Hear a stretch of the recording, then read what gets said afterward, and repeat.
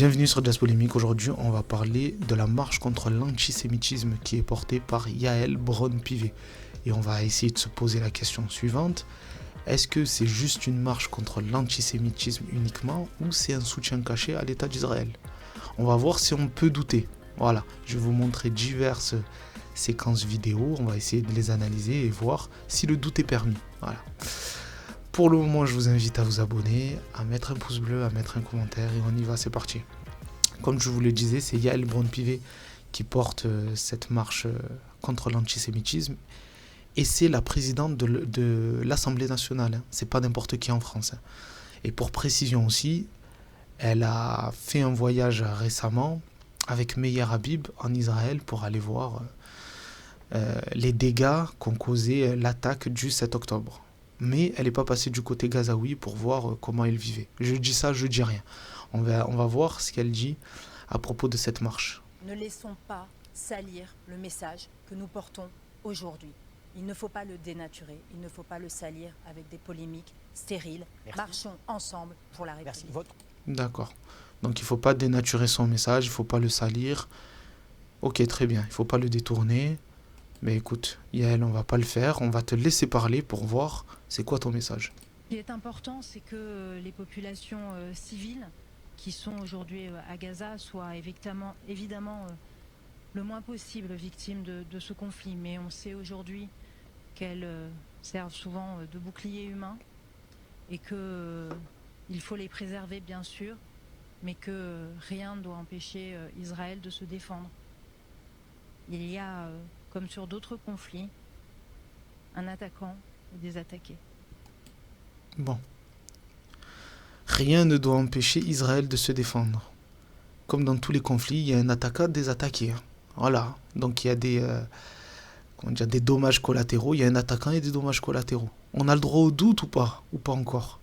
Dites-moi, est-ce qu'on a le droit au doute de se dire que quelque part, est-ce que ça serait pas un soutien à l'État d'Israël? Non? Bon. Pas encore. On va écouter le président du CRIF alors, qui était sur LCI. Les chiffres d'actes antisémites en un mois, bien sûr, ils sont effrayants. Ça veut dire qu'aujourd'hui, il y a une France antisémite ou une partie des Français antisémites. Manifestement, ces actes antisémites, ils ne sortent pas de nulle part. Ils sont commis par des Français qui ont choisi, par une identification dévoyée à la cause palestinienne, de s'en prendre à des Juifs en France. C'est ça la réalité. La réalité, c'est qu'on vient attaquer des Juifs en France parce qu'on pense par là prendre une part dans le conflit entre Israël et le Hamas en s'identifiant à la cause palestinienne. Il faut le dénoncer. Vous savez, le carburant de... On a le droit au doute ou pas? Est-ce qu'on a le droit au doute? Parce que lui aussi porte ce projet de marche contre l'antisémitisme. C'est le président du CRIF en même temps. Ces actes antisémites, aujourd'hui, c'est la haine d'Israël. Ce n'est pas le seul carburant de l'antisémitisme, il y en a d'autres, le complotisme, l'islamisme, les préjugés antisémites historiques, on les connaît, mais cette réalité, en ce moment, c'est que c'est la haine d'Israël qui nourrit les passages à l'acte. On a le droit au doute encore ou pas? Donc la marche contre l'antisémitisme, pour eux, c'est par rapport à la haine d'Israël. Est-ce qu'on peut pas se dire que quelque part, ils veulent apporter leur soutien à Israël? On a le droit de douter ou pas? Ok, donc là on va passer au plat de résistance. On va écouter Maurice Lévy, qui est président du conseil de surveillance de Publicis. Publicis, c'est le 3e plus grand groupe de communication, enfin une boîte de communication au monde. Au monde, on ne parle pas de France, on parle du monde. Donc c'est un mec qui s'occupe, entre autres, de multinationales, la communication de multinationales, mais aussi la communication de personnes importantes. Écoutez ce qu'il déclare. Que dites-vous à ceux qui disent venir dimanche manifester, c'est soutenir Israël et je n'ai pas envie de me retrouver avec des drapeaux israéliens, ce qui tendrait à dire que finalement on soutient en ce moment la politique de Benyamin Netanyahou et ce qui se passe à Gaza? Eh bien, je réponds, ne pas venir, c'est soutenir le Hamas. On a le droit au doute ou pas? On a le droit au doute, oui ou non? Le mec, la première chose qu'il répond au fait qu'il y a des personnes qui ne veulent pas forcément participer à cette marche parce que ça serait les assimiler à l'État d'Israël et à la politique de Benjamin Netanyahou. Lui, le premier truc qu'il dit, c'est que tous ceux qui ne viennent pas, c'est soutenir le Hamas. Alors sachez, vous, 67 millions, 70 millions de Français, qui ne vont pas y aller, parce que je pense qu'il y aura pratiquement personne, hein, il y aura très peu de personnes, eh ben vous êtes tous des soutiens au Hamas. Eh ben il en a du soutien au Hamas. Hein. Choisissez. Ne pas venir, c'est soutenir le Hamas. Ah, ne pas venir, c'est soutenir le Hamas. Ne pas venir, c'est soutenir les antisémites. Alors choisissez. Choisissez. C'est ou bien vous venez, ou bien vous êtes antisémite et vous êtes un soutien au Hamas. Donc, c'est aussi net que ça. Et Jean-Luc Mélenchon qui ne vient pas, il soutient le Hamas? Oh, mais ça, c'est clair, depuis le début. Vous avez des doutes là-dessus? Vous l'avez entendu critiquer le Hamas? Vous l'avez entendu dénoncer les crimes du Hamas? Eh mais on vous a pas entendu critiquer Israël et les crimes de l'armée de Tsahal non plus. Donc ça veut dire quoi? Ça veut dire que vous êtes islamophobe dans ce cas-là? Moi, je ne l'ai pas entendu. Il a condamné, alors il a dit que c'était pas du terrorisme, il a dit que c'était des crimes de guerre, il les a condamnés. Et il a condamné les atrocités? Il a parlé de crimes de guerre, donc il les condamne. Vous l'avez entendu dire que c'était des atrocités? Vous l'avez entendu avoir une larme, ou vu avoir une larme pour ces gens qui ont été assassinés de manière horrible? Voilà, donc est-ce que le doute est permis maintenant? Quand il nous dit de choisir, c'est ou bien vous venez et vous êtes dans la République, vous faisiez partie de la République, ou bien vous ne venez pas, et dans ce cas-là, vous êtes soutien des antisémites, vous êtes soutien du Hamas, enfin, voilà, tout ça, aucune nuance, rien du tout. Voilà. Si vous n'êtes pas encore, vous n'avez pas encore le doute, on va écouter là. Vous ne voulez pas voir un drapeau israélien dans la foule, c'est bien ça? Non, je veux voir que des drapeaux rouges de mon pays. Et s'il y a des drapeaux israéliens, c'est un problème? Je considère effectivement que ça va troubler le message. Ah bon? On parle de la lutte contre l'antisémitisme. Le message, c'est l'antisémitisme. En France, Qu'est-ce vous qui êtes en s'est train de passé en donner des Israël à chiffres part de ça? l'antisémitisme. Vous voyez, elle insiste. Hein. Bon, je ne sais pas quel lien elle a avec Israël, Laurence Ferrari, mais elle est quand même très investie. Elle a une énergie débordante quand on parle d'Israël. Donc là, elle est en train de lui dire, mais quel problème ça pourrait poser qu'il y ait des drapeaux israéliens lors de cette marche? Karim Zeribi, il lui répond très calmement que non, c'est une marche contre l'antisémitisme et c'est pas une marche pour le soutien d'Israël, à part si on nous ment. Et dans ce cas-là, est-ce que le doute il est permis à ce moment-là ou pas?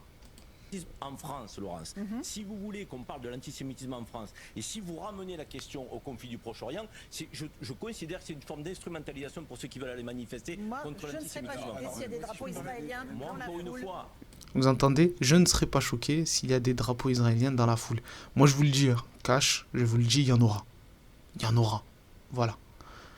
Mais ce que je ne comprends pas et ce que j'apprécie pas, c'est le deux poids deux mesures. C'est-à-dire que quand il y a des drapeaux palestiniens, peu importe où, que ce soit dans les manifestations pro-palestiniennes, on leur demande de les enlever.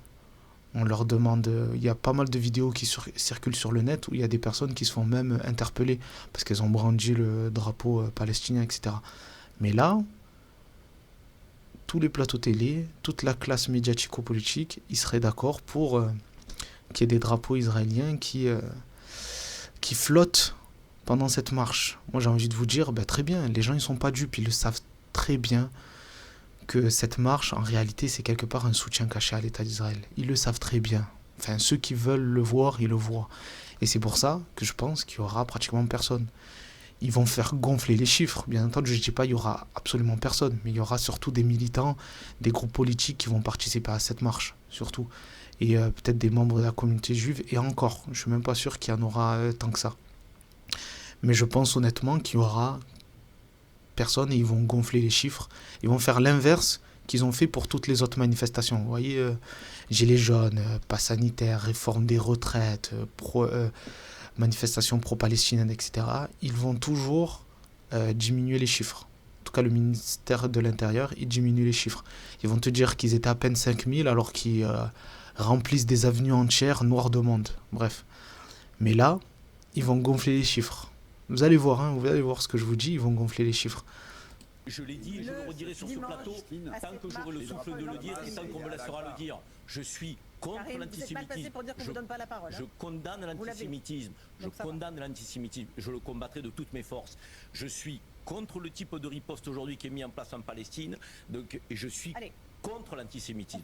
C'est possible. Allez, on fait une pause vite parce que il apporte trop de nuances en fait. Il a un discours qui est un peu trop nuancé. Voilà. Et en réalité, ce qu'il faut savoir sur cette marche contre l'antisémitisme, pourquoi tous les politiques qui se battent pour être devant, à part Jean-Luc Mélenchon qui a dit qu'il n'irait pas, mais j'ai envie de te dire, Jean-Luc, tu n'étais pas invité. Il fait genre qu'il veut pas y aller, mais en réalité, tu n'es pas invité, Mélenchon. Il faut dire la vérité, tu n'as jamais été invité à cette marche. Ça me fait rire parce que c'est comme la personne qui dit ah, je viendrai pas à ta fête. Il le dit vite avant qu'on lui dise que de toute façon tu n'es pas invité. Mais tu n'étais pas invité, Mélenchon. Je suis désolé. Après, est-ce que c'est une bonne chose, c'est une mauvaise chose? Bon, mais en tout cas, tu n'étais pas invité. Mais bref, cette marche contre l'antisémitisme, moi je la vois plus comme quelque part un entretien, un pré-entretien pour savoir qui sera en lice ou qui va être poussé par le système pour être président aux prochaines élections ou autre, tu vois.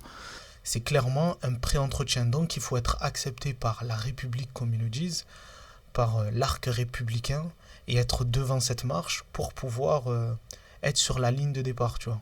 C'est quelque part la ligne de départ, et c'est pour ça qu'ils se battent tous.